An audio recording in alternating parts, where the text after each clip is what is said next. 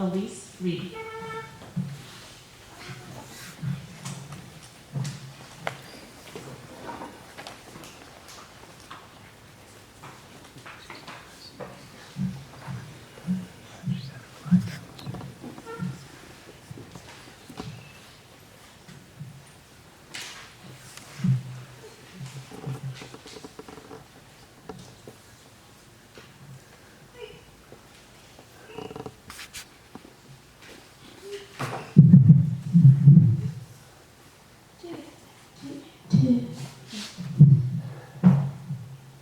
2 years ago, I looked up, what does a fox say? And I discovered they make the most adorable noise I have ever heard. Ever since then, I've become obsessed with foxes and turtles. The way they laugh and how they always seem like that they are smiling is just absolutely adorable. My favorite fox is the American red fox. Ever since I have discovered how much I love these adorable, fluffy, sweet creatures, I've wondered how I'd be able to own one. So I decided to find out the law regarding the foxes in Oregon. In Oregon, you are not allowed to own foxes, unless you get a fur farm permit, and then you must own 10 foxes or more, and it must be for commercial profit.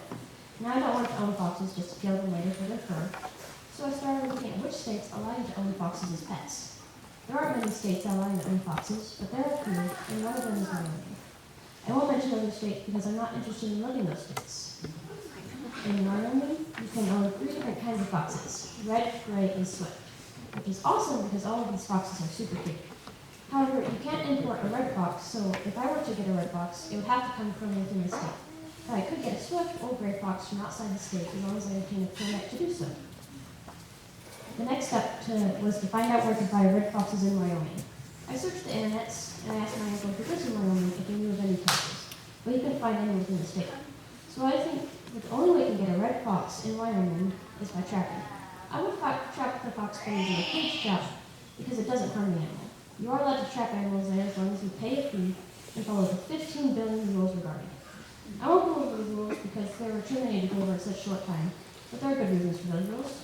So what I'm going to do is obtain a red fox is move to Wyoming, trap a red fox, and then hold it captive until it develops Stockholm Syndrome and loves me. And that is just like life.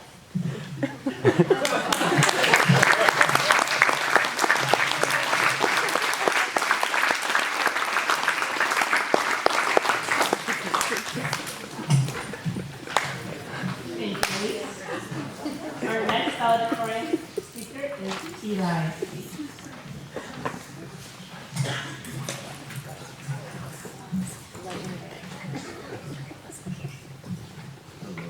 So I was asked to give a speech or something. Didn't write it down till the last second, just like I do with everything, including my classes. Sorry about that. So what I wrote down was do school because it's good or something. I didn't quite think of everything. And I think that was a 2-3 minute speech, so good job, guys.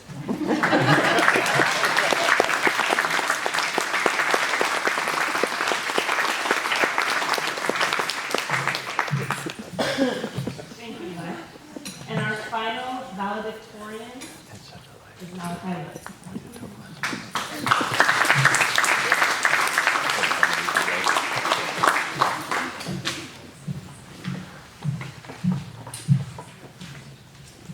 Hi, so I'm not an amazing public speaker, and so when I heard I was supposed to write a speech, the first thing I did is look up what I'm supposed to write. Well, all the results I saw were basically saying that I should make some sort of a joke about some of the hijinks we've had throughout the school through our time together to bring up, some camaraderie and laughter. And being as most of us met today, that's a little difficult. Now, I decided to go in a bit of a different direction with mine. Of course, first I'd like to thank Mr. A, my mom, and my dad for supporting me and helping me thrive throughout my high school career. And on to a more serious note. It's been a crazy couple of years for us. We've seen political uproar over many things and unrest in that. We've seen all sorts of commodities disappear and become hard to get. Everything from shortages of electricity and gasoline and cell service. And, one second. Sorry, I went a little longer on that. And readable there, and really the list could just keep going, but you know, it's been very difficult. And I was talking with one of my mentors while working with him out on his land, and we started talking about these things and about what's really important. And when we were talking about this, we talked about how, you know, political structures and how our physical things go away, but in the end, what really matters is people, right? So that's what we should invest in. I am a believer, and I believe that in difficult times like this, we need something outside of our circumstances and outside of our self-belief. And for me, that's God.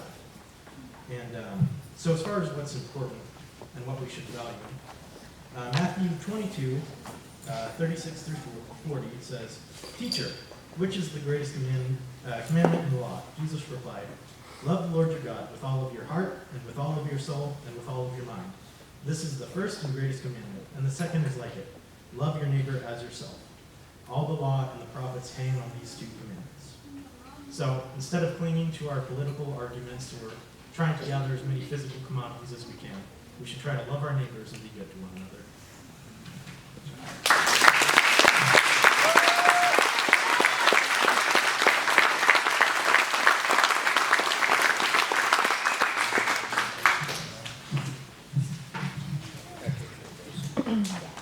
At this time, I would like to welcome Dylan Farnsworth to the stage to perform for us.